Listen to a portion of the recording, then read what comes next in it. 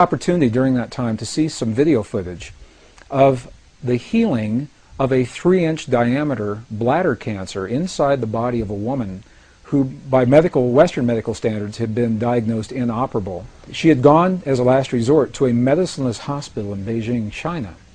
It was in this medicineless hospital where they began simply by addressing the life-affirming ways that she could change how she was living her life. They taught her life-affirming ways to breathe and life-affirming ways to nourish her body, gentle movements to stimulate the energy centers in her body. And as she was doing these and strengthening her body, at one point it made sense to undergo a process. Now I'd like to share this. I'd like to describe it to you as a very potent example of how the feeling world inside of our bodies has a direct effect, in this case a very graphic effect, on the world beyond our bodies. So in the video documentation, the film shows a woman lying on in a hospital room. She's fully awake, she's fully conscious, she believes in the process that's about to happen.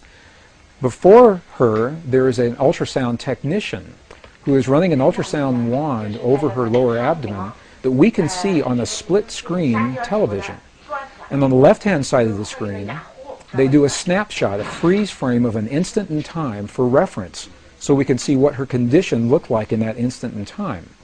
On the right-hand side of the screen, we are able to watch real time as 3 practitioners stand behind her, working with the energy in her body and with the feelings in their bodies. And what they do is they begin to chant a word that to them they've agreed upon, that reinforces the feeling within them that she's already healed. The chant essentially says, already healed, already done. And as they begin to have this feeling and to say these words among themselves, on the computer screen, on the television screen, we can watch in real time this cancerous tumor as it disappears in less than 3 minutes real time.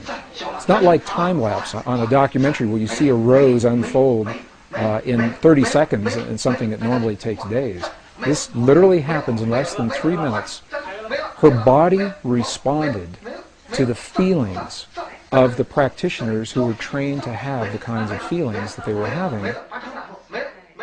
And all they were feeling was the feeling of what it feels like to be in the presence of a woman who is already healed, fully enabled, fully capacitated. They were not seeing her as a woman who was sick, and they weren't saying, bad cancer, you've got to go away.